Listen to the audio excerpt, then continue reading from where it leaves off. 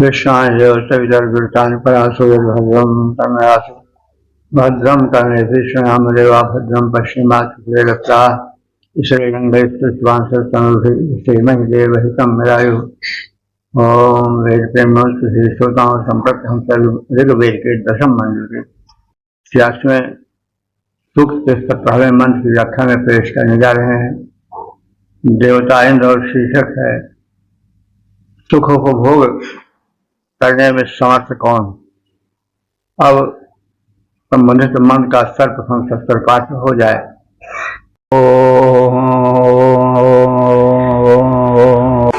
न शेषेयस्य रामशन्निषेदुषा विजृम्भते शेदेशेजस्य रम्भतेऽन्तरा सख्या आगभृद्विश्वस्मादिन्द्र उत्तरः।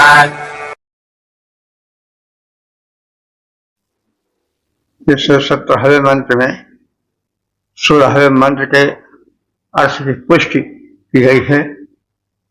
इंद्राणी ने 16वें मंत्र में कहा था कि सांसारिक विषयों का उपभोग वही कर सकता है जो तेजस्वी है, जिसका मुखमंडल मूछ और दाढ़ी से भरा पड़ा रहता है। जो आलसी है, जो शक्तिहीन है, वह संसार के सुखोपभोग से वंचित रह जाता है। उसी भाव का पोषण यह 17वां मंत्र भी कर रहा है। इंद्र उसी बात को पुष्ट कर रहा है जिसको इंद्राणी ने कहा था। इंद्र कहता है कि सह न ईशे, सह माने वही पुरुष इस सांसारिक सुखोपभोग पर स्वामित्व जमा सकता है। ईशे माने स्वामित्व, जो यस्य निषेदुषा, जिसका मुखमंडल तेजस्वी है, सशक्त है, लेकिन वह पुरुष सांसारिक सुखोपभोग नहीं कर सकता है, जो निकम्मा है। और जिसके दाढ़ी मूछ हैं, कहने को पुरुष है लेकिन आलस इसमें भरा हुआ है, और जो आलस में भरकर जमाई लेता रहता है। किंतु सांसारिक विषयों का सुखभोग वह व्यक्त कर सकता है जिसका कपाल, मस्तिष्क उभरा हुआ हो, जिसके मस्तिष्क में शक्ति हो, कर्मठता हो से भरा विचार हो, और जिसका मन उसके टांगों में लगा रहता हो। अर्थात पैर जो हैं वो चलने फिरने, कर्म करने से संबंधित हैं, तो जिसके चरण सदैव चलते रहते हैं, कर्मठ बने रहते हैं, और जो कर्मठता से युक्त जीवन बिताता है, वही सांसारिक सुखोपभोग करने में सक्षम हो सकता है। रुग्ण, निकम्मा, आलसी व्यक्ति सांसारिक सुखोपभोग का आनंद नहीं उठा सकता है।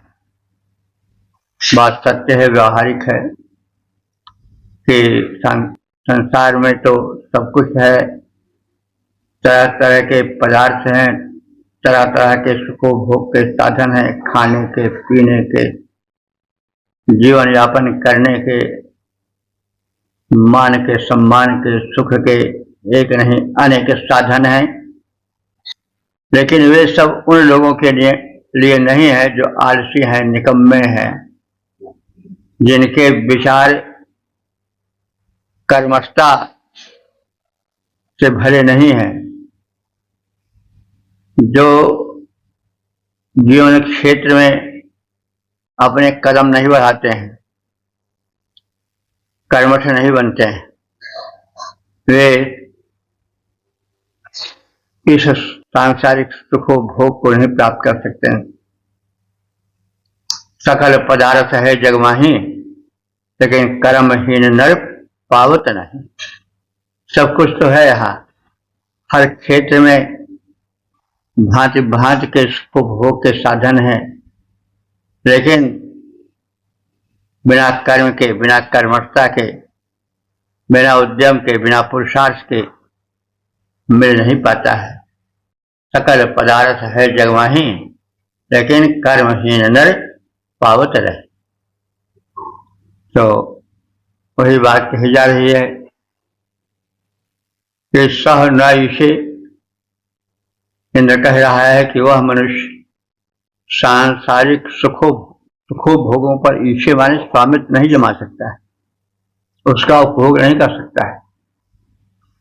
यस्य निषेधुषा, जिसके या जिस बैठे हुए पुरुष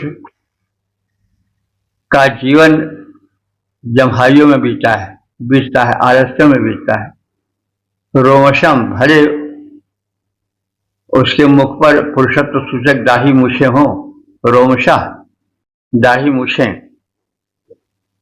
लेकिन विश्रम्भते, जो आलस में बैठा हुआ जम्हाई लेता रहता है, कर्म से दूर रहता है, वह जो है वह सुख भोग नहीं कर सकता है। यश कपित, जिसका कपाल यानी मस्तिष्क सक्षांतरा, सख्य कहते हैं जान, चरण पर नहीं टिका रहता।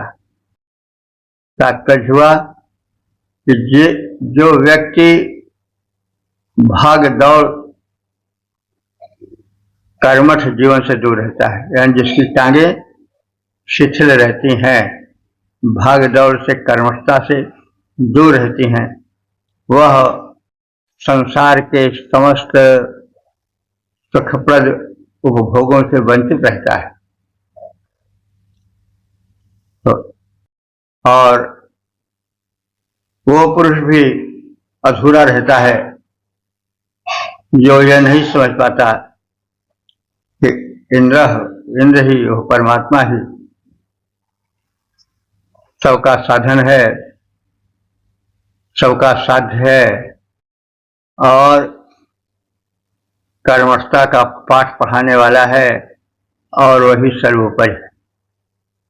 तो जो इस सिद्धांत को हृदयस्थ नहीं करता है, वो सुखोपभोग नहीं कर सकता है। बल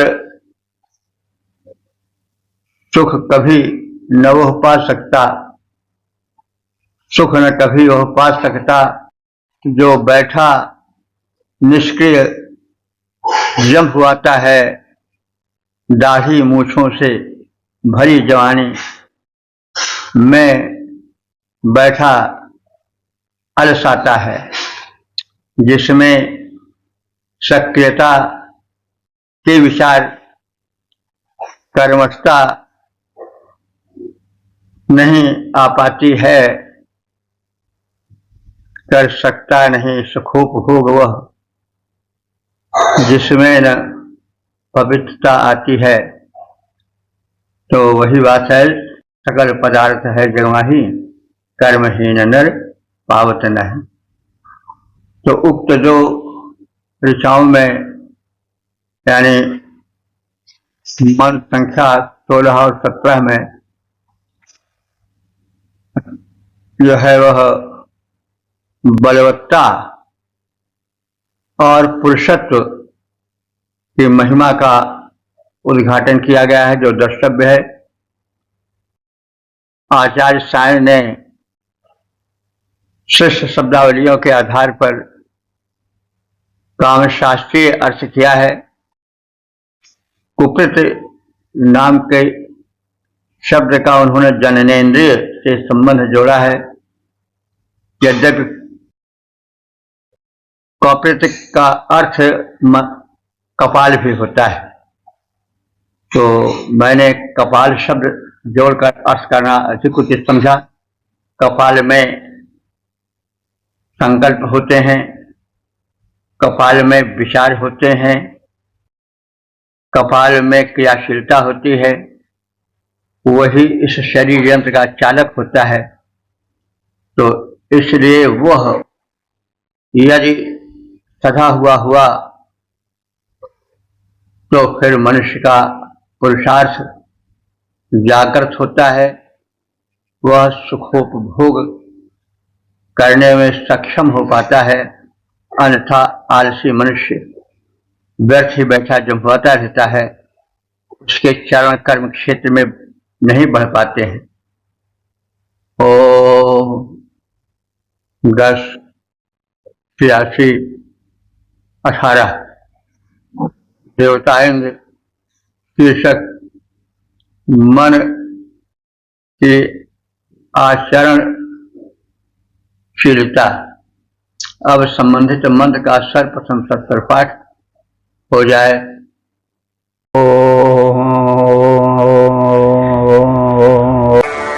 अजमिन्द्रवृषाकभिः परस्वन्दम् हदम् विददन् असिंशोनान्नवम् तरुणादेधस्यान आसितम् विश्वस्मादिन्द्र उत्तरः।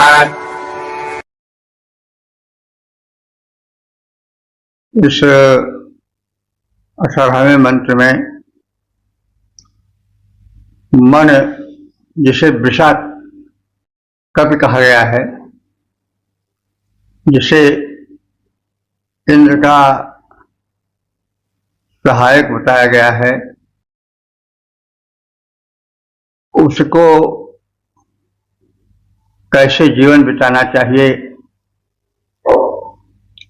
इसकी विवृति यानी इसका स्पष्टीकरण इस मंत्र में किया गया है। तो यह इंद्राणी कह रही है कि हे इंद्र, अयम वृषाकपि, यह जो वृषाकपि है, चंचल प्रबल बलवान मन है, जो कपिवत उछल कूद करता रहता है, एक डाल से दूसरे डाल पर, एक विषय से दूसरे विषय पर कूदता हुआ उछल कूद मचाता रहता है। इसको चाहिए कि परस्वतम माने परायेपन को हतम विदत नष्ट कर दे। मन जो है वह अपने ही स्वार्थ में निरत रहता है। तो मन बड़ा बलवान है। तुलसीदास जी ने भी कहा है कि यह शत्रु मित्र मध्यस्थ तीन ये मन कीन्हे बरियाई, त्यागन गहन उपेक्षणीय अहिहाटक तृण की नाई। इस मन ने कल्पना में गढ़ लिया है, संसार को तीन भागों में बांट दिया है। कुछ मनुष्यों को तो अपना मित्र बना समझता है, किसी को अपना शत्रु समझता है, कुछ लोगों को वह न अपना समझता है, न पराया समझता है, मध्य समझता है, उससे न शत्रुता है न मित्रता है। उससे कोई घटना घटती है, कोई मर गया, किसी का एक्सीडेंट हो गया, सुना, लेकिन क्योंकि न वो अपना है न वो पराया है, वो मध्यस्थ से, इसलिए सोचता है तो संसार है, कोई जीता है कोई मरता है, उपेक्षा करता है उसको। तो शत्रु मित्र मध्यस्थ तीन मन कीन्हे बरियाई, और त्यागन गहन उपेक्षणीय अहिहाटक तृण की नाई। वो जो जिससे अपने तो जुड़ता है उसको सोने की तरह समझता है और बहुत बचा करके रखता है। त्यागन तो शत्रु मित्र मध्यस्थ तीन मन कीन्हे बरियाई, और कुछ को शत्रु मानता है और उसको सांप की तरह दूर रहकर रहने में अपनी भलाई समझता है और उस पर प्रहार भी करना चाहता है, यानी उससे शत्रुवत व्यवहार करता है, न उसका नैकट्य प्राप्त करना चाहता है, न उसको सुख देने की चेष्टा करता है, उसको हानि पहुंचाने की चेष्टा करता है।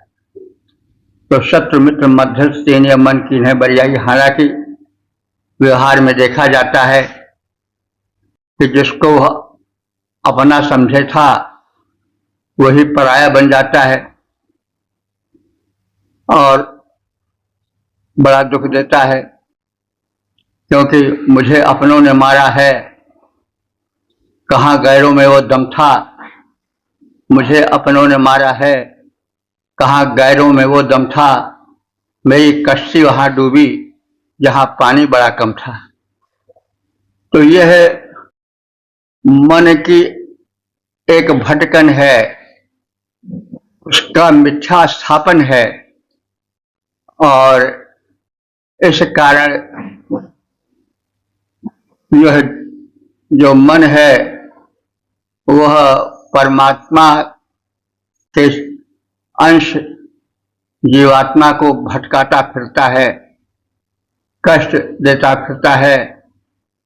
तुलसीदास जी ने मन पर बड़ा जोर दिया। उन्होंने कहा कि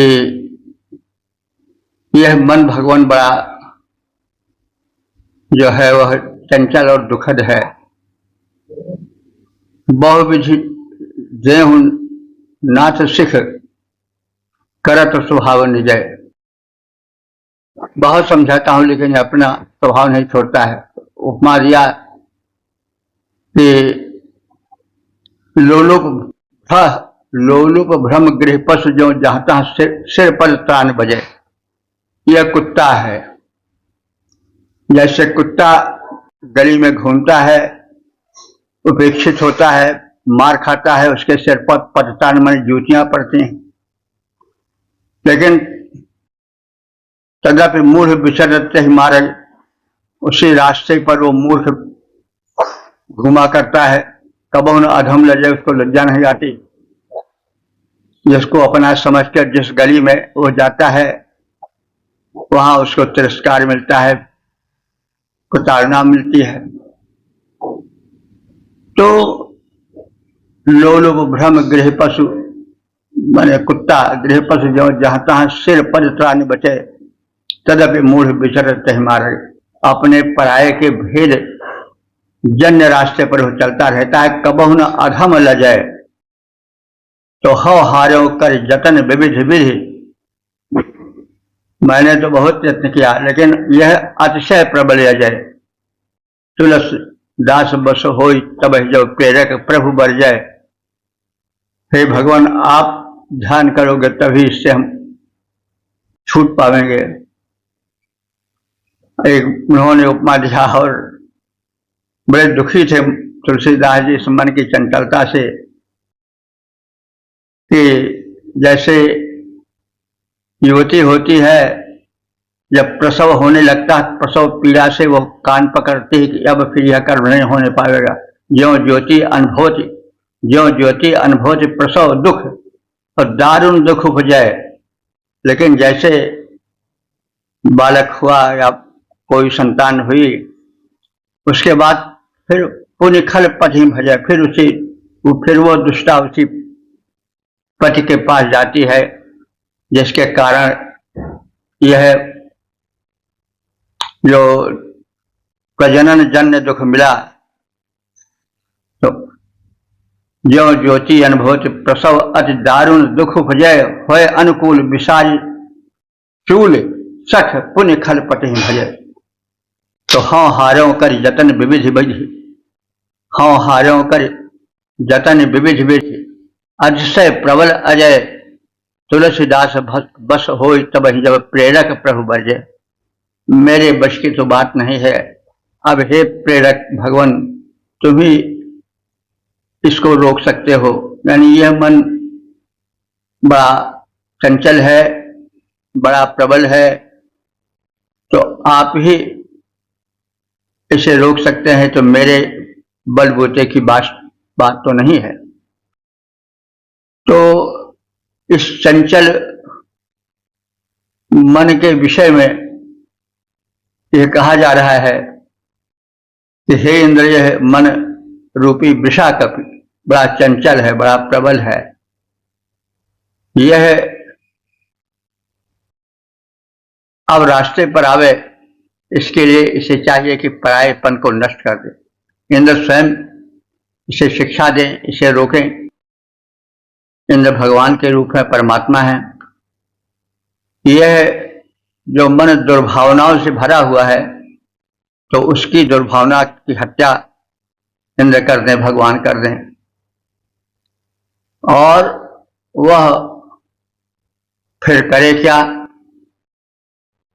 वह सद्विचारों की हव्य चढ़ावे, यज्ञ करे करावे, शुभ कर्म करे करावे, और इस प्रकार से वह अपने जीवन को प्रकाशित बनाए। प्राण रूपी शकट में शुभ विचार रूपी हविष्यान भरे, यज्ञ जो शुभ कर्म है उसको करे, और यह समझे कि इंद्र परमात्मा सर्वोपरि है, वही भजनीय है, ऐसा विश्वास करे। तो यज्ञ वैशेष समम कर्म, श्रेष्ठ कर्म करने के लिए अपने जीवन रूपी शकट में, गाड़ी में शुभ विचारों की आहुतियां भरकर लाए और समर्पित भाव से ईश्वर अर्पण करे, सुधरे। तो हे इंद्र, तुम कुछ ऐसा उपाय करो। मन रूप वृषा कपि करे, स्वार्थ को नष्ट आत्मवत जग जाने।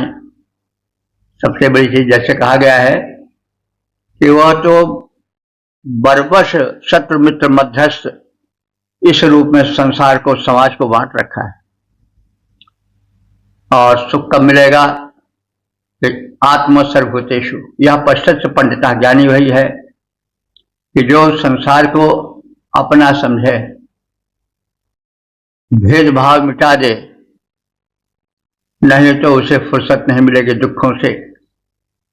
जिसको उसने अपना समझा है, कभी उनसे प्रताड़ना पाता है,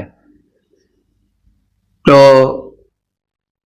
कभी उसके बुरे होने पर आंसू बहाता है, कभी उसके कष्टित होने पर रोता चिल्लाता है, और अगर वो नालायक निकल गया तो पछताता है। तो इसलिए सबसे बड़ा दुख देने वाला वही होता है जिसको हम अपना समझे रहते हैं, और फिर पराया बांटकर उससे झगड़ा मोल लिया करते हैं, उसको ठगा करते हैं, घूसखोरी करते हैं, पकड़े जाते हैं, पाप अर्जन करते हैं, जिसका फल मिलता है। क्योंकि अवश्य में भोक्तव्यम कृतम कर्म शुभाशुभम, शुभ और अशुभ किए गए कर्मों का फल भोगना ही पड़ता है। तो इसलिए इस बारीकी को, इस सिद्धांत को, इस मन को कौन समझाए? हे भगवान, तुम ही इसे समझाओ, प्रेरित करो। तुलसीदास बस होए तब जब प्रेरक प्रभु बर जय, हम हार्यों कर जतन विविध विध अच्छे प्रबल अजय। तुलसीदास बस होए तब जब प्रेरक प्रभु बर जाए। तो आप ही इसको रोको। यह मन रूपी विषाकपि परायेपन को नष्ट कर दे, भेदभाव वाली बुद्धि मिटा दे, आत्मोत संसार को देखे, दुर्भावनाओं को की हत्या कर दे, हव्य द्रव्य यानी शुभ कर्मों को, शुभ विचारों को प्रकाशित करे, प्राण रूपी शकट में, गाड़ी में सद्विचार रूपी हव्यान्न भर कर लाए और जीवन को यज्ञ बनाए, और यह विचार लाए इंद्र परमात्मा ही सर्वोपरि है, ऐसा दृढ़ विश्वास जमाए। मन रूप विषाकपि करे, स्वार्थ को नष्ट आत्मत जग जाने। यह मन रूप विषाकपि करे, स्वार्थ को नष्ट आत्मत जग जाने। दुर्भावों की हिंसा कर दे, शुभ सद विचार मन में आने। निज प्राण सकट में सद विचार के हव्य भरे वह सोल्लास। निज प्राण सकट में सद विचार के हव्य भरे वह सोत्साह। यह इंद्र रूप परमात्मा ही सर्वोत्कृष्ट, यह करे विश्वास। ओम 8-86-19 देवता इंद्र। शीर्षक मन कैसा हो। अब संबंधित मन का सर्वप्रथम सस्वर पाठ हो जाए।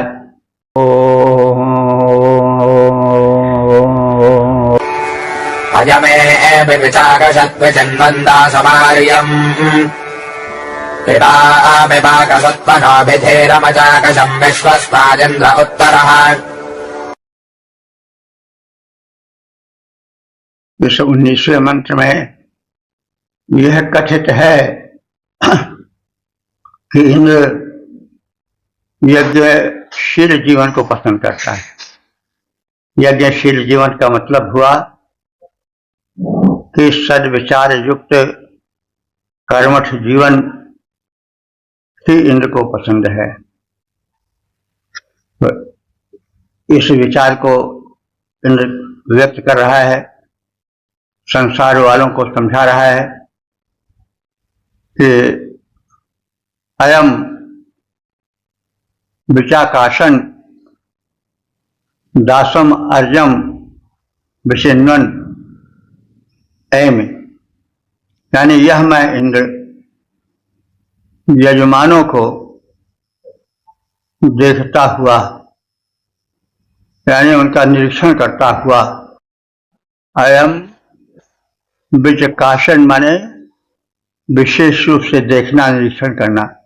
तो यह मैं इंद्र लोगों के शुभ कर्मों को विधिवत देखता हुआ चलता हूं।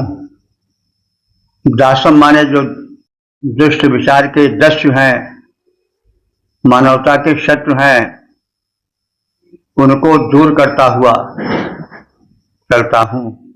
और इस प्रकार से मैं यज्ञ करने वालों के बुलावे पर आता हूं। यानी मैं जब किसी के बुलावे पर जाता हूं तो उस समय भी मैं कर्म निरत रहता हूं, अपने कर्तव्यों का पालन करता चलता हूं। जो सत्कर्मी हैं, यज्ञशील हैं, उनको मैं यज्ञ रूप परमात्मा देखता चलता हूं कि यह यज्ञशील जीवन बिता रहा है, पवित्र और पुण्य समर्पित और कर्मठ जीवन बिता रहा है। और उन शत्रुओं को भी देखता चलता हूं जो मानवता के शत्रु हैं, जो शुभ कर्मों से दूर रहते हैं, जो दस्यु हैं, लुटेरे हैं, उनको भी मैं देखता चलता हूं। और जब यज्ञ में मैं प्रस्थान करता हूं तो केवल प्रस्थान ही नहीं करता हूं, वरन कथित भावनाओं से प्रेरित होकर चला करता हूं। पाक सुकन्वा, पाक माने हव्यान को जो यजमान पकाता है मुझे अर्पित करने के लिए, और सुत्वन माने जो सोमरस को जो मुझे परम प्रिय है उसको निचोड़ता है और मुझे प्रस्तुत करने में संलग्न रहता है कि हमारे भगवान आ रहे हैं, मैं उनको पिलाऊंगा। ये उत्कंठा है। अब इस वैदिक युग के कर्म के अनुसार सोमरस निचोड़कर भक्त तैयार करता है, यजमान तैयार करता है और उत्कंठा पूर्वक उस सोमपाई इंद्र की प्रतीक्षा करता है, हव्यान्न पकाता है। तो यह जो उत्कंठा है यह बाद के साहित्य में भी अपनी छाप छोड़ती हुई चली है। सबरी के पास बेर हैं, वह बेर ही को जूठा करके रखती है। जूठा इसलिए करती है कि कहीं ऐसा न हो कोई बेर जो है वो खट्टा हो तो हमारे भगवान उसके रसास्वादन से जो है वो दूर हो जाए, उसका आनंद न ले सकें, इसलिए जूठा करती है कि कहीं बेर खट्टा तो नहीं है। तो जो खट्टा होता है उसको फेंक देती है, जो मीठा होता है उसको रख देती है और भूल जाती है भक्ति भावना के उभार में कि यह जूठा फल कैसे किसी को प्रस्तुत किया जाए। तो भगवान को लेकिन भाव है, तो भगवान तो भाव के भूखे हैं। तो वही भाव मतलब सोमरस प्रस्तुत करने में यजमान की तीव्रता, सोम निचोड़ने वाले के भावों की तीव्रता भरी है, जो कि बाद के भक्तों के विचारों भावों को अभिभूत करती हुई चली। तो इंद्र रूपी परमात्मा स्वयं अपने मुख से कहता है कि जो भक्त भावों से भरकर हमारे लिए पकवान पुरुडाशा तैयार करता है, जो हमारे परम प्रिय पेय सोमरस को निचोड़कर सुख पाता है, मैं ऐसे पवित्र भाव भरे भक्त के लिए श्री यज्ञ भूमि पर आता हूं और मैं इंद्र इन सांसारिक समस्त शक्तियों के ऊपर हूं। तो मैं इंद्र यजमानों का निरीक्षण करता चलता हूं, शत्रुओं को दूर करता हुआ तथा आर्यों का अन्वेषण करता हुआ कि कौन आर्य है, कौन आर्य माने गतिशील अथवा आर्य जो शुभाचरण करे वह। तो मैं शुभाचरण करने वालों को देखता चलता हूं, अन्वेषण करता चलता हूं, दुष्टों को भी देखता चलता हूं, यानी सज्जन असज्जन, भक्त अभक्त, देव और दानव सब के कर्मों को देखता हुआ चलता हूं। और जब यज्ञ भूमि पर आता हूं तो मैं ऐसे निरर्थक बैठा हुआ रथ पर नहीं आता हूं, उस समय भी मैं कर्म में संलग्न रहता हूं और मैं यज्ञ में उपस्थित होता हूं। सोम निचोड़ने वाले और हव्यान्न पकाने वाले जो प्रेम से मुझे अर्पित करते हैं, मैं उसे स्वीकार करता हूं। मैं सोम रस का, भक्त रस का विशेष प्रेमी हूं, तो मैं अपने प्रेमी भक्तों द्वारा प्रस्तुत यज्ञ भूमि पर सोम रस का पान करता हूं। बुद्धिमान यजमान के दिए हुए हव्यान्न का मैं, पुरोडाशाज का मैं भक्षण करता हूं और भक्तों के हृदय में यह भाव जमाता हूं कि यह परमात्मा इंद्र ही सर्वोपरि है, उससे बढ़कर कोई नहीं है। उसी को प्रसन्न करने का यत्न करो, वो सब कुछ देगा। मानव भूला रहता है कि अरे अमुक तो बाहुबली है, उससे संबंध जोड़े रहेंगे तो फिर हमारी भूमि भी, हमारा धन भी सुरक्षित रहेगा और दूसरों पर भी हम रूप जमा सकेंगे। तो ये सब भ्रांतियां हैं जिसमें जीव जीता है। जो भाव से भरा है, जिसका जीवन यज्ञ है, वो इंद्र को ही सर्वोपरि मानता है कि बाल न बाका कर सके जो जगबैरी होए, जाको राखें साइया मार न सके हैं कोई। वह इस विचार को भूल जाता है, वह बाहुबलियों को प्रसन्न करने में लगा रहता है। इंद्र कह रहा है कि हमारे भक्त विचार अपने हृदय में जमा लें कि इंद्र ही सर्वोपरि है, उसके समान न कोई दानी है, न धनी है, न बलि है। और इस विचार से भरा हुआ भक्त भगवान को, इंद्र को परम प्रिय है। यजमानों को देखता शत्रु का सत्व कौन मिटा, सत्व को सदैव मिटाता हूं मैं इंद्र। यजमानों को देखता शत्रु का सत्व सदैव मिटाता हूं, आर्यों का अन्वेषण करता मैं यज्ञ भूमि पर आता हूं। सोम निचोड़ने वाले का मैं करता रहता सोमपान, यजमानों की रक्षा करता मैं इंद्र अस्तु सबसे महान। ओ 10, 86, 20 देवताएंद्र शीर्षक मन को शिक्षा। अब संबंधित मन का सर्वप्रथम तत्पर पाठ हो जाए।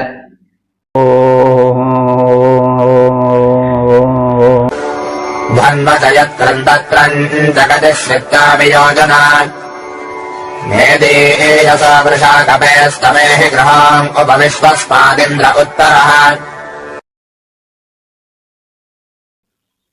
इस विश्व मंत्र में यह कथित है कि यह जो वृषाकपि है, चंचल बलवान मन है, यह भगवान का आश्रय ले,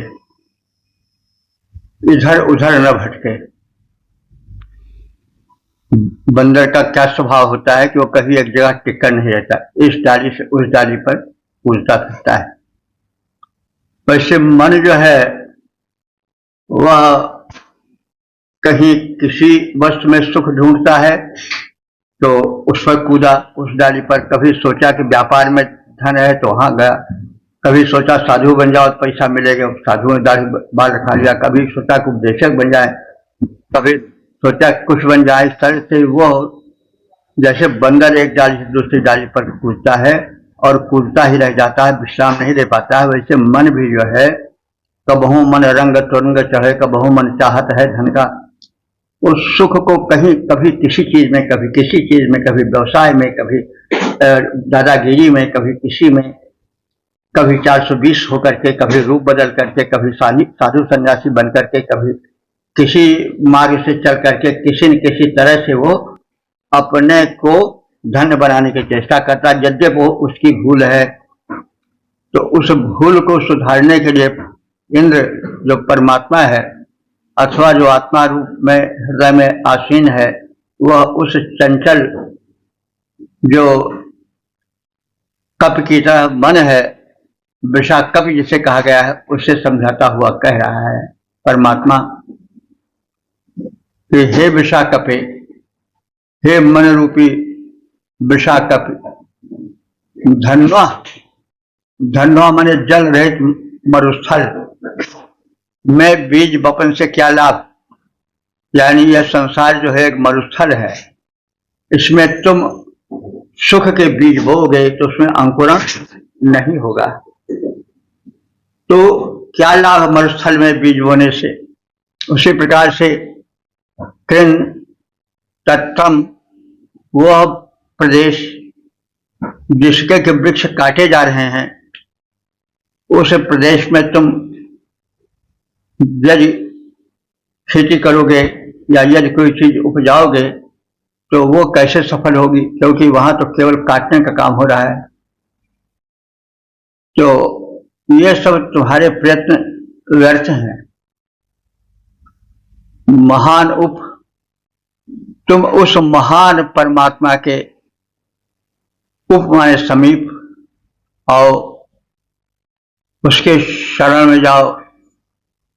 सर्वधर्मान परित्यज्य मामेकं शरणं व्रज अहम त्वां सर्वपापेभ्यो मोक्षयिष्यामि मा शुचः। तो तुम मरुस्थल में बीज बोने की तरह, जो वन काटा जा रहा है उसमें बीज बोने की तरह, क्यों इस संसार के मृग मरीचिका में फंसकर अपने बीज को, अपने कर्मशक्ति को नष्ट कर रहे हो। तुम उस परमात्मा के शरण में आओ और उसके घर में, उसके निकटस्थ बनो। नदियसा हमारे अत्यंत समीप आओ, उससे जुड़ जाओ। अष्टम, उसके आश्रय में, उसके शरण में अपना घर बनाओ, यानी शरणागत हो जाओ। और इस प्रकार से सुखम एह, सच्चे सुख को एह माने प्राप्त करो। और यह समझो कि इंद्र विश्वस्मात् उत्तरः, इंद्र जो है वो सबसे उत्तर है, माने सबसे श्रेष्ठ है। उससे बढ़कर न कोई दानी है, न कोई धनी है, न कोई शक्तिमान है। वह सभी क्षेत्रों में सबसे बढ़कर है। तो इसलिए आश्रय लो तो बड़े के आश्रय लो। इन क्षय भंगुर प्राणियों या धनी मानियों के शरण लेने से क्या लाभ, क्योंकि मनुष्यों की तो यह प्रकृति है कि धनहीन कहें धनवान सुखी, धनवान कहें सुख राजा को भारी, राजा कहें महाराजा सुखी, महाराजा कहें अहे इंद्र सुखारी, इंद्र कहें अहे विष्णु सुखी, और विष्णु कहें अहे ब्रह्म सुखारी, और सब सोच विचार कहे तुलसी, रघुवीर बिना सब लोग दुखारी। तो इसलिए कहा गया है कि इंद्र विश्वस्मात् उत्तरः, जो इंद्र है परमात्मा है वो सबसे श्रेष्ठ है। तुम सामान्य लोगों के आगे क्यों गिड़गिड़ाते फिरते हो, और जो स्वयं भिखमंगे हैं उनसे क्या भीख मांग रहे हो। तो दानी एक राम, भिखारी सारी दुनिया। तो जो स्वयं भिक्षा मांग रहे हैं हमें यह मिलता यह मिलता, कोई मस्जिद जा रहा है, कोई मंदिर जा रहा है, कोई गुरुद्वारे जा रहा है, कोई कहीं जा रहा है अपने अपने विचार निष्ठा के अनुसार, तो उन तमाम के पास जाने से अच्छा है उस एकमात्र भजनीय शरण परमात्मा के पास जाओ, क्योंकि वह इंद्र रूपी परमात्मा सर्वश्रेष्ठ है, सबसे बड़ा दानी है, सबसे बड़ा महान है, सबसे बड़ा शक्तिमान है। तो हे जीवो, या हे मेरे मन सुन मन मूढ़ सिखावन मेरो, तो तुम मेरी शिक्षा सुन, क्योंकि दानी एक राम भिखारी सारी दुनिया, इस सिद्धांत को समझो। तो जल रहित मरु प्रदेश में बीज बोने से क्या लाभ, जो जंगल कट रहा हो उसमें बीज बोने से, योजनाएं बनाने से क्या लाभ, व्यर्थ है। दोनों में प्रयास निष्फल हो जाएंगे। इस स्थिति में तुम जो है, हे विशाकपे, हे चंचल मन, समीपस्थ मुझ ईश्वर के घर में आओ, आश्रय ग्रहण करो, क्योंकि इंद्र ही वास्तव में सर्वोपरि है, परमात्मा ही सर्वोत्तम है। तो उसकी शरण लो जो सबको शरण देने वाला है। इस विषय में कहीं हमने पढ़ा है कि एक बार कोई जो धनेच्छु था, वो फकीर था, अकबर के पास कुछ पाने के लिए गया, पूछा कि बादशाह कहाँ है। तो लोगों ने बताया कि वे उजू कर रहे हैं, परमात्मा से याचना करने गए हैं। तो वो विद्वान याचक, वह सन्यासी उल्टे पांव चल पड़ा। लोगों ने पूछा कि आप आए हो, फिर चले क्यों जा रहे हैं। तो उसने बताया कि भिखमंगे से भीख मांगने से क्या लाभ, जिससे बादशाह भीख मांग रहे हैं उसी से मैं भी मांगूंगा। तो कहने का मतलब, यह जांचत जग जाई हेराई, उमासु राम गोसाई, जिस यह जांचत जाचकता जल जाए सो जांचिए जानकी जान है। तुलसीदास जी कहते हैं यह जांचत जाचकता जल जाए, जिससे याचना करने से जो मंगतापन है वो हमेशा के लिए जलकर खाक हो जाता है। तो सो जांचिए जानकी जाने है, उस जानकी के जीवन स्वरूप राम से, भगवान से याचना करो, भिखमंगे से क्या मांग रहे हो। तो हे प्राणियों, जल रहित मरु प्रदेश में और काटे जा रहे वन प्रदेश में, दोनों में बीज बपन करने की योजनाएं व्यर्थ हैं।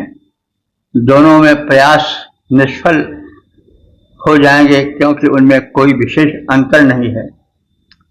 अतएव हे विशाकपे, समीपस्थ हमारे घर में आओ, आश्रय लो, मुझ परमात्मा का आश्रय ग्रहण करो, क्योंकि मैं इंद्र रूप परमात्मा ही वास्तव में सर्वोपरि हूँ।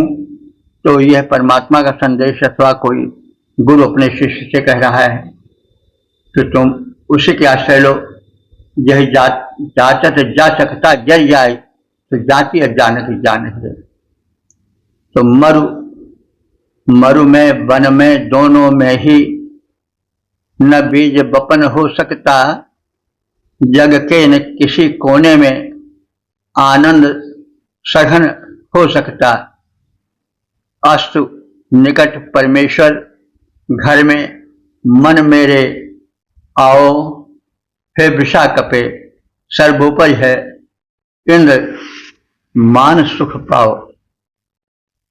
ओम 886-21 देवता इंद्र शीर्षक मन आत्म परायण बने। अब संबंधित मंत्र का सर्वप्रथम सत्वर पाठ हो जाए।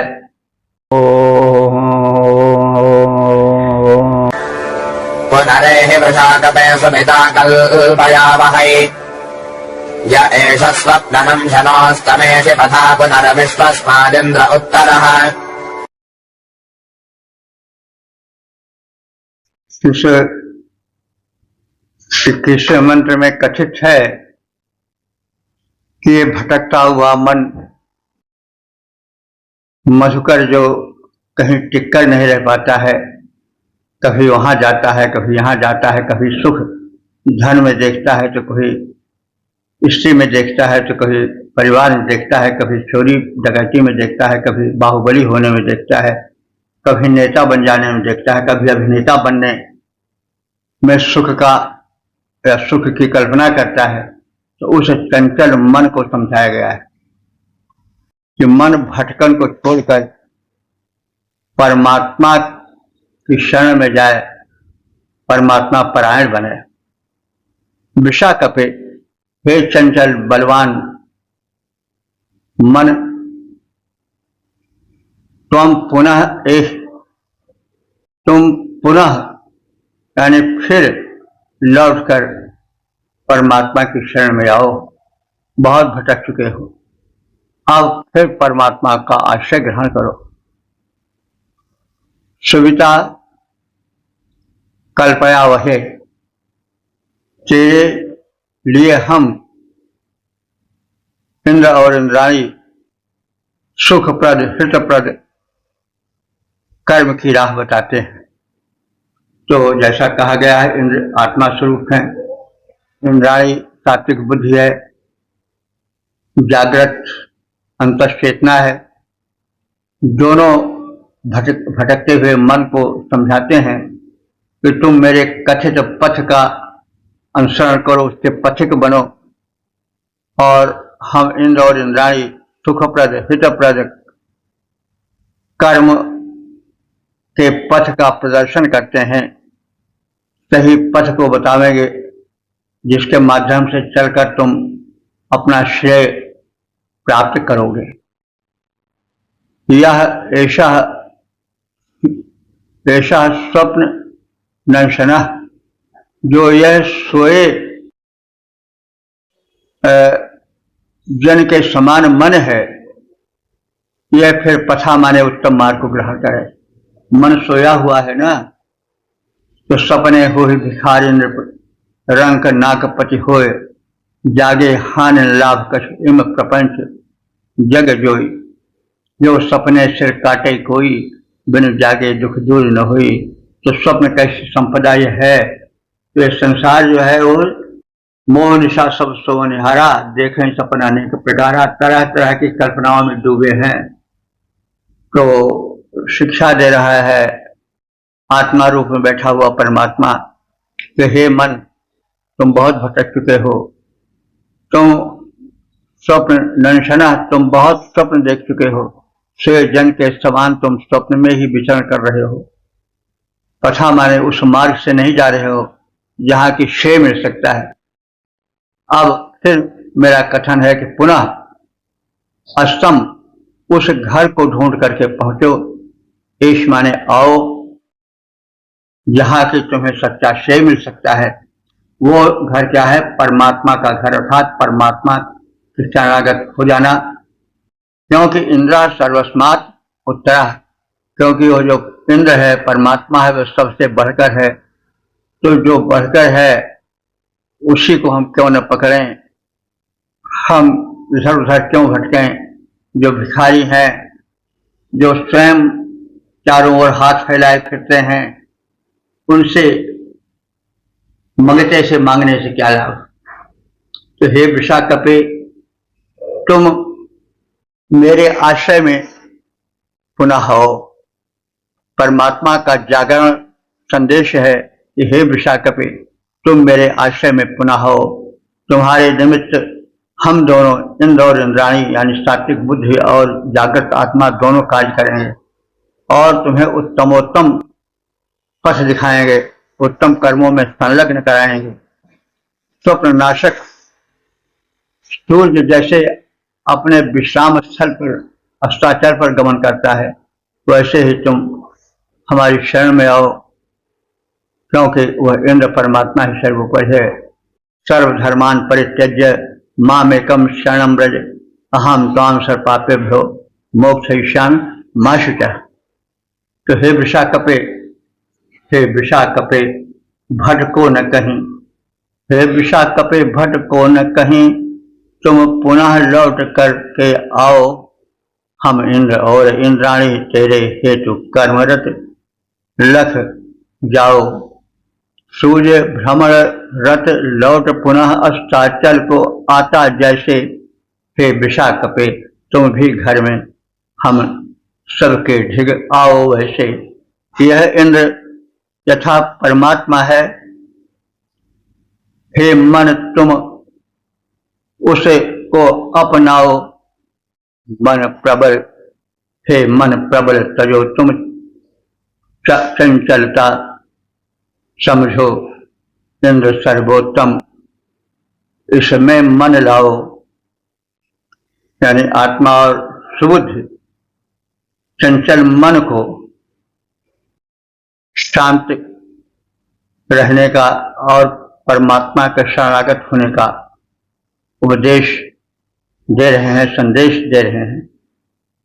तो आत्मा इंद्र और सात्विक बुद्धि इंद्राणी दोनों भटकते चंचल मन को समझा रहे हैं और संदेश दे रहे हैं कि शरणागत सर्वोत्तम पथ है। तुम उस सर्व समर्थ के शरणागत हो जाओ। तुम्हारा भटकना, तुम्हारा दारिद्र शोक का समग्र प्रारूप ही समाप्त हो जाएगा। यह जाचकता जल जाए, जाति जानकी जान ही, तो उसकी शरण पकड़ो जो सबको शरण देने वाला है। संसार की मर मरीचिका में मत भटको। हे मेरे मन मेरा सुन, मन मूढ़ सिखावन मेरो, मेरी शिक्षा को समझो। 8:86-22 देवताएं शीर्षक मन को उपदेश। अब संबंधित मंत्र का सर्वप्रथम सत्वर पाठ हो जाए।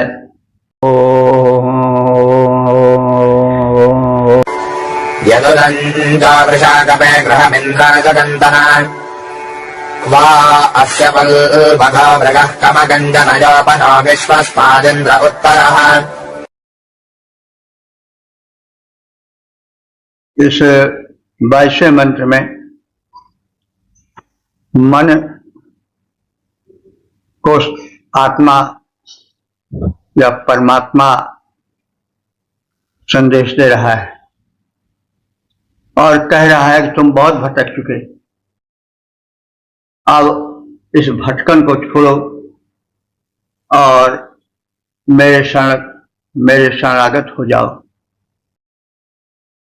अब तक ले तुम कहाँ थे? जिस समय जग जाओ वही सवेरा है। तो अब तुम जग जाओ, अपनी भटकन दूर करो और इंद्र ही वो परमात्मा ही सर्वश्रेष्ठ है, उसी के शरण में जाओ, वही तुम्हारा कल्याण निहित है। इंद्र वृषाकपे, अब यहां पर वृषाकपि को इंद्र कहा जा रहा है। इंद्र माने स्वामी, सर्वोत्तम शक्ति संपन्न व्यक्तित्व। तो वृषाकप से कहा जा रहा है कि तुम अपनी शक्ति को संभालो, समझो। तो हे बलवान, एक डाली से दूसरे डाली पर कूदकर कल्याण का अन्वेषण करने वाले मन रूपी वृषाकपि, तुम ऐश्वर्य संपन्न हो, यानी ईश्वर अंश जीव अविनाशी, चेतन अमल सहज सुखराशि, सो माया बस पयो गुसाई, बनो कीर मरकट की नाई। तो आत्मा तो ईश्वर स्वरूप है, वह ज्ञान में पढ़ करके अपने को अल्पज्ञ समझकर सुख से बहुत दूर भटक रही है। इसलिए इस मन को पहले समझाया जा रहा है, क्योंकि मन ही जो है, मन एवं मनुष्याणाम कारण बंध मोक्ष, मन ही तो बंधन और मोक्ष का कारण है। तो इसलिए उसको इंद्र कहा जा रहा है। तो हे ऐश्वर्य संपन्न वृषाकपे मन, यत अदभ्य यत उदंच, जो तुम ऊपर इधर उधर घूमकर अजगंतन यानी मेरे सामीप्य का लाभ लेने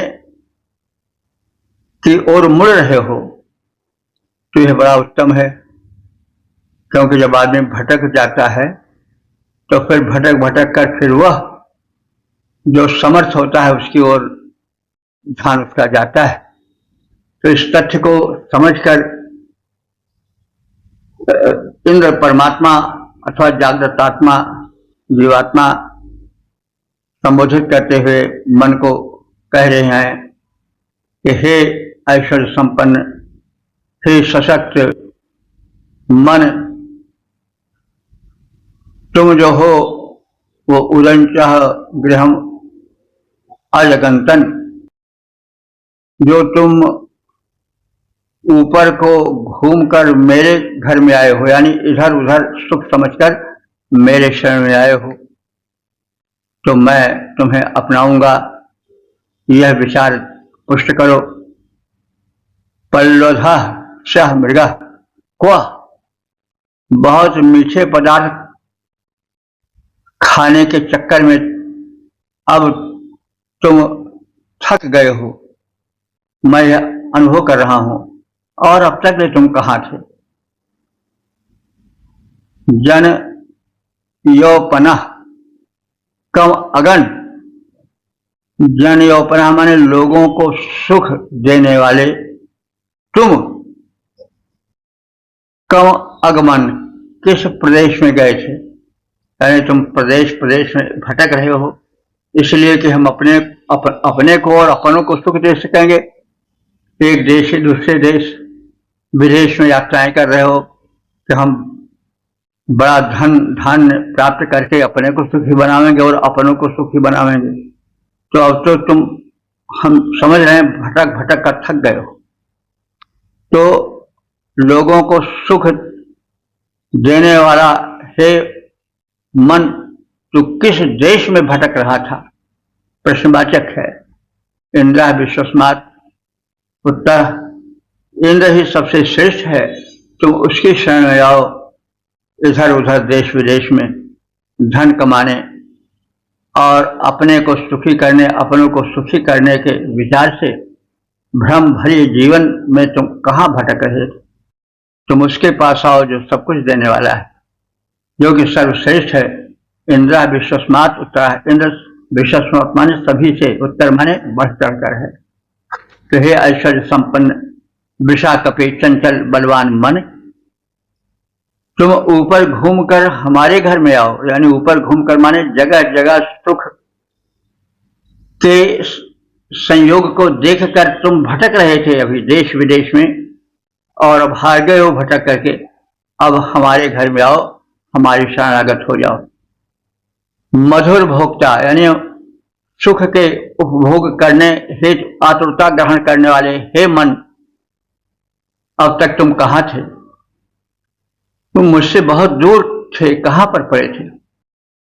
लोगों को सुखदायक तुम किस देश में गए थे? और क्यों यह नहीं समझे कि इंद्र ही वस्तुतः सर्वोपरि है, हम भटकन छोड़ करके उसकी शरण में चलें? तो यह विचार तुम क्यों नहीं लाए हो? है जब ही जग जाओ तभी सवेरा है। अब तुम यह समझ लो कि इंद्रा विश्वस्मात् उत्तरः, इंद्र सबसे श्रेष्ठ है, उससे उसकी शरण लेने से, उसके शरणागत होने से कल्याण होगा, सब कुछ मिलेगा। अन्यथा भटकन में जीवन बीत जाएगा, मृत्युष्णावत जीवन होगा और जीवन प्यासा ही रह जाएगा, प्यासा का प्यासा रह जाएगा, सुख की छींटे नहीं मिल पाएंगे। ऐश्वर्य युक्त है वृषा कपे, ऐश्वर्य युक्त है वृषा कपे, तुम भटके अब घर को आओ, भटके तुम मेरे घर आओ। परमात्मा का कथन, हे ऐश्वर्य युक्त है वृषा कपे, तुम भटके अब घर में आओ। तुम मधु भोक्ता मन हो, तुम मधु भोक्ता मन हो, अब तक भटके हो। अब यह समझ जाओ आनंद प्रदायक कहाँ रहे, चंचल वन कहाँ भटकते थे। वह इंद्र ईश है सर्वोपरि, जानो क्यों व्यर्थ अटकते हो। 8:86-23 देवता इंद्र शीर्षक मन पुत्री परशु। अब संबंधित मंत्र का सर्वसंस्वर पाठ हो जाए।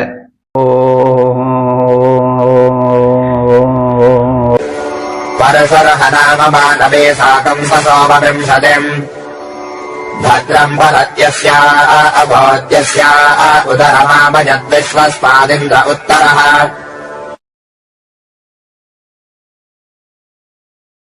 यह 23वां मंत्र जो इस सूत के समापन का मंत्र है। इसमें मानवी जो मन की पुत्री है, जिसका नाम परशु है, उसका कथन है। तो यह मंत्र है तो दार्शनिक, लेकिन जो प्रसंग चला रहा था इंद्राणी का, इंद्र का और वृषा कपि का, उससे कुछ विलग भाव लिए हुए। तो प्रतीकों के माध्यम से इसे भी अभिव्यक्ति दी गई है, दार्शनिक अभिव्यक्ति। मानवी परशु, हे मन की पुत्री परशु नाम वाली, 20 साकम ससुः, तुम 20 पुत्रों वाली माता हो, तुमने 20 पुत्रों को उत्पन्न किया है। अब 20 पुत्र कौन है भाई, मंत्र में तो कहा नहीं गया है। तो 20 पुत्रों से मतलब है कि 5 तन्मात्रा, 5 महाभूत, 10 इंद्रियां। तो प्रकृति है जो अव्यक्त प्रकृति है, ये सांख्य दर्शन से प्रभावित मंत्र है। अरे मंत्र क्या प्रभावित होगा, इसी मंत्र के आधार पर सांख्य दर्शन का प्रणयन हुआ होगा। तो सांख्य दर्शन का यह सिद्धांत है, उसमें 25 तत्व हैं। तो अव्यक्त प्रकृति मुख्य है और पुरुष वो परमात्मा मुख्य, उसी से सृष्टि चलती है। तो यह जो प्रकृति है वो जननी है, जननी माने जन्म देने वाली है। तो इसके 20 पुत्र हैं, 20 पुत्र कौन है? पंच तन्मात्रा। पंच तन्मात्रा कहते हैं ये जो सूक्ष्म अणु मात्र में व्याप्त सृष्टि है, जो पंच महाभूतों की जननी है, वही पंच तन्मात्रा है। पंचभूत कौन है? माने जल, क्षिति, पावक, गगन, समीर। जल तत्व, पृथ्वी तत्व, आकाश तत्व और वायु तत्व, पृथ्वी तत्व, ये सब पंच तत्व हैं, इनसे सृष्टि बनी है। तो यह सृष्टि पहले जैसी है वैसी ही नहीं थी, सूक्ष्म थी, और जो उसका सूक्ष्म रूप है वही है पंच तन्मात्रा।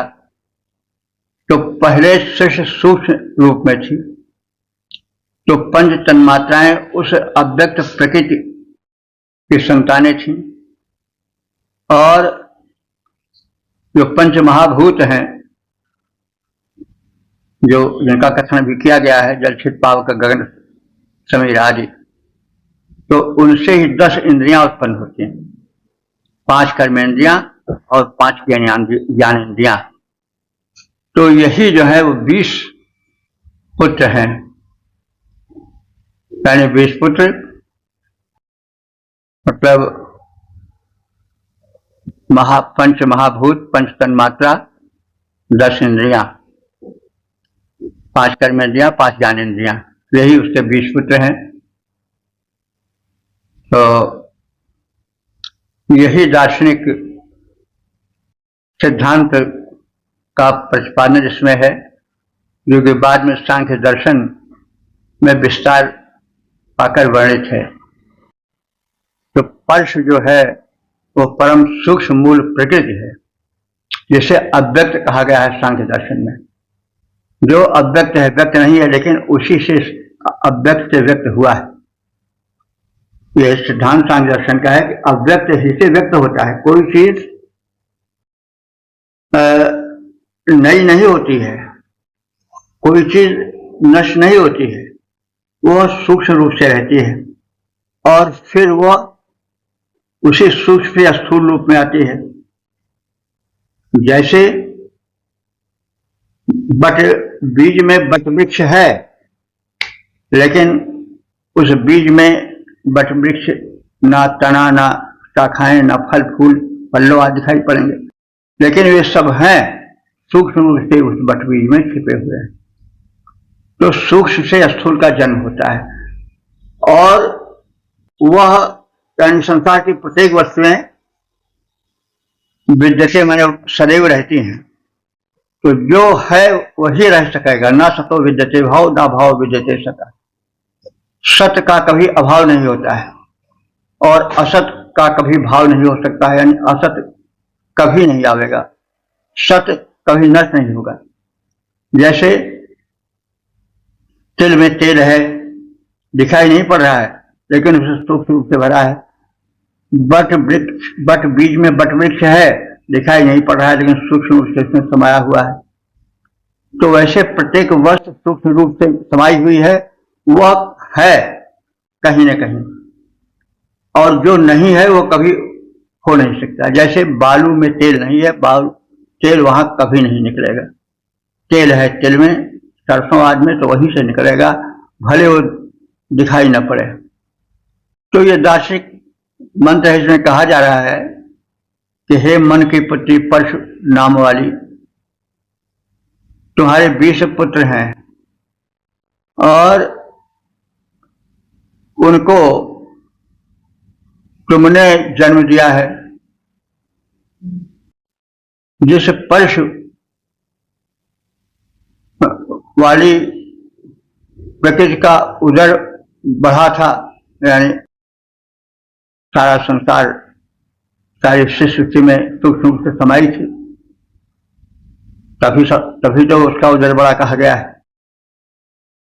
उसका सदैव कल्याण हो, ऐसी सारे विश्व को, जड़ चेतन संसार को जन्म देने वाली परशु नाम की मन की पुत्री का कल्याण हो।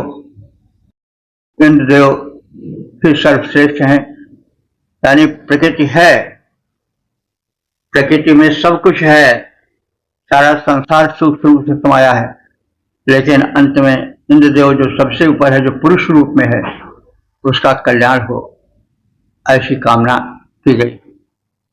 तो मन की पुत्री परशु नाम वाली है, जिसने एक साथ 20 पुत्रों को जन्म दिया। जिस परशु का उदर बढ़ा है, तभी तो उसमें इतना संसार भरा हुआ है, उसका सदैव कल्याण हो। इंद्र सर्वश्रेष्ठ है, जो पुरुष तत्व है, उसके संयोग से ही प्रकृति में हलचल होती है और व्यापक विस्तार होता है प्रकृति का। तो मन पुत्री परशु नाम वाली ने 20 पुत्र पैदा किए, और इस तो मन पुत्री परशु नाम वाली ने 20 पुत्र एक साथ जना, इस हेतु बढ़ा था उधर अधिक उसका होने, उसका होवे कल्याण घना।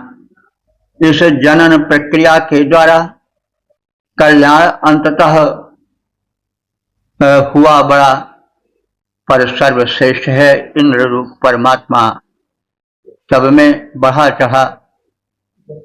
तो वही परशु को परम सूक्ष्म मूल प्रकृति कहा जा सकता है, उसी को अव्यक्त भी कहा जाता है। 20 पुत्र यानी पंच तन्मात्रा, पंच महाभूत और 10 इंद्रियों के रूप में यह 20 पुत्रों वाली परशु कही गई है, जो सांख्य दर्शनानुसार अव्यक्त मूल प्रकृति है। तो इस प्रकार से हमने इस दशम मंडल के 86वें सूक्त के 23 मंत्रों का संक्षिप्त ज्ञान प्राप्त किया। अब तक जो मंत्र व्याख्यायित हो चुके हैं उनकी संख्या हो चुकी है 9736। तो यह सूक्त दार्शनिक सूक्त है। इसमें प्रथम जो है वो 3 सृष्टि के धारकों का या सृष्टि की शक्तियों को समेटे हुए का चित्रण है।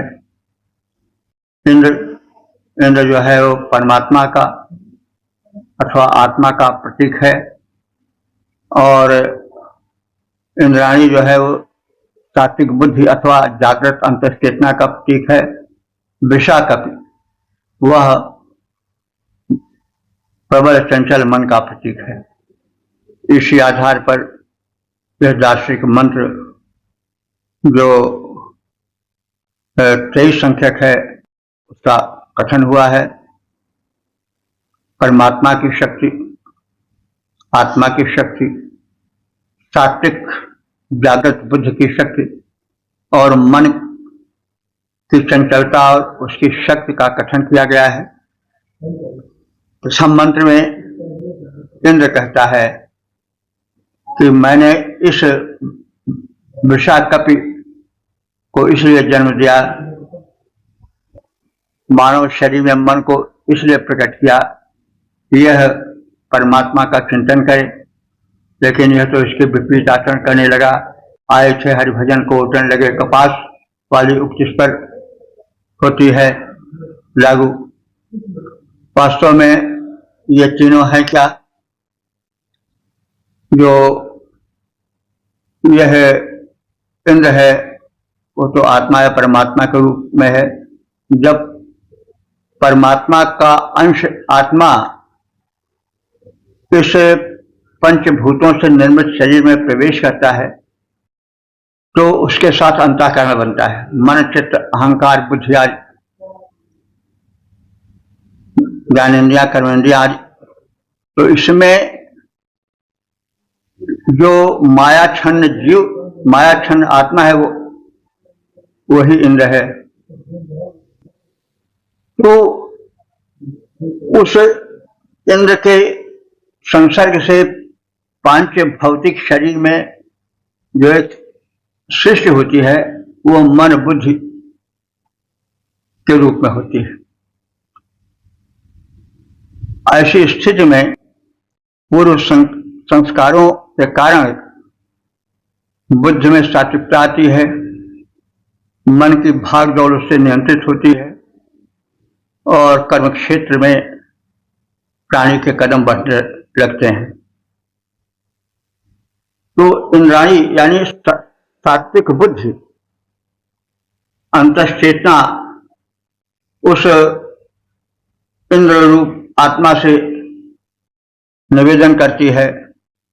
यह जो वृषाकपि है, मन है, यह बड़ा चंचल है, बड़ा बलवान है, किसी तरह से वश में नहीं होता। ये भटकाता फिरता है और इसको तुम नियंत्रित करो। 3-4 मंत्रों में यह निवेदन जागृत सात्विक बुद्धि उस अंतरात्मा से जो इंद्र रूप में है उसे निवेदन करती है। यह वृषाकपि बड़ा चंचल है, बड़ा नटखट है, यह कभी स्थिर नहीं रहता। मैं सात्विक बुद्धि हूं, मैं यानी मेरे पकड़ में भी ये नहीं आता है, इसलिए इसको समझाओ, इसका दमन करो। तो इंद्र सब सुनते हैं, फिर कहते हैं कि हे इंद्राणी, हे जगी हुई सात्विक बुद्धि, तुम्हारा कथन सत्य है, लेकिन यह मन मेरा मित्र है। मन संकल्प विकल्प करता है और मन यदि जागृत हो जाता है तो उसकी शक्ति अथाह हो जाती है, क्योंकि मन एवं मनुष्याणाम कारणम बंध मोक्ष हो। मन जब जग गया तो उसमें उसके संयोग से अद्भुत अपार शक्ति जग जाती है, इसलिए मन केंद्रित करना परम आवश्यक है। तो इंद्र कहता है कि यह मन मेरा मित्र है, जैसा तुम कहती हो वैसा बिल्कुल नहीं है, कुछ तो सही है, लेकिन इसमें अपूर्व अथाह शक्ति भरी हुई है। यह जब एकाग्र हो जाता है तो इसकी शक्तिमत्ता का आर पार और छोड़ नहीं पाया जा सकता है, इसलिए यह सदैव उपेक्षणीय नहीं है। तो इस तरह से फिर उसके बाद सात्विक बुद्धि का जागृत होना, व्यक्तित्व का प्रभावशाली होना, और प्रभावशाली व्यक्तित्व के कारण मन में, तन में एक अपूर्व परिवर्तन होने की बात कही गई है। और अंत में ये प्रकृति जो अव्यक्त है इसके 20 संतानें हैं, जैसा भी कहा गया है, और इस माध्यम से शिष्ट की रचना होती है। और इस प्रकार से दार्शनिकता से भरे इस सूक्त में सांख्य दर्शन के सिद्धांत भरे हुए हैं, वेदांत के भी सिद्धांत देखे जा सकते हैं, और वेदांत में भी अद्वैत, द्वैताद्वैत, विशिष्टाद्वैत, शुद्धाद्वैत सब कहीं न कहीं सूक्ष्म रूप से झांकते हुए प्रतीत होते हैं। तो आपने इस जो है वो 23 सूक्तीय 23 मंत्रीय सूक्तों के विषय में जाना, परिचय प्राप्त किया। अब हम संक्षेप में कहे हैं, इसको व्यापक रूप में समझने, जानने, पहचानने की आवश्यकता है। तो वेद में सब कुछ है, जीवन है, जगत है, दार्शनिकता है, और सभी सिद्धांतों दर्शनों का मूल वेद है। इसलिए वेद सदैव अध्ययन के योग्य है। उस ओर विद्वानों का ध्यान जाना चाहिए। जो जिस चीज को चाहते हैं वो उनको मिल जाती है। मैं चेष्टा कर रहा हूं कि वेद मंत्र सरल से सरलतर रूप में हो। मेरे द्वारा किया गया जो भाष्य है वह उपलब्ध है चौखुंबा संस्कृत प्रतिष्ठान में, उसे जो चाहें वो प्राप्त भी कर सकते हैं। जो मैं ये छोटा सा प्रवचन करता हूँ इसमें कुछ अधिक स्पष्ट करने की चेष्टा की गई है।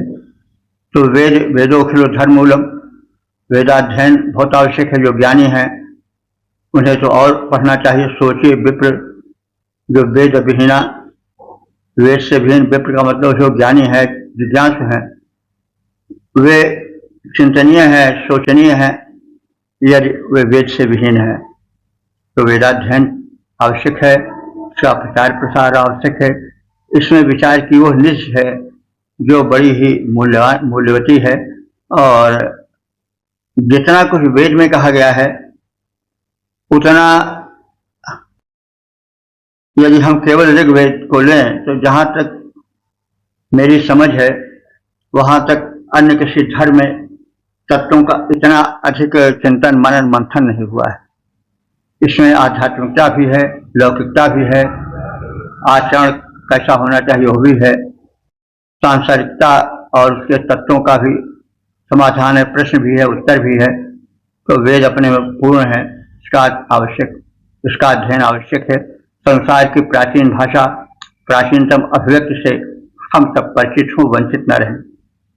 ओम सर्वे भवन्तु सुखिनः, सर्वे सन्तु निरामयाः, सर्वे भद्राणि पश्यन्तु, मा कश्चित् दुःखभाग् भवेत्। ओम।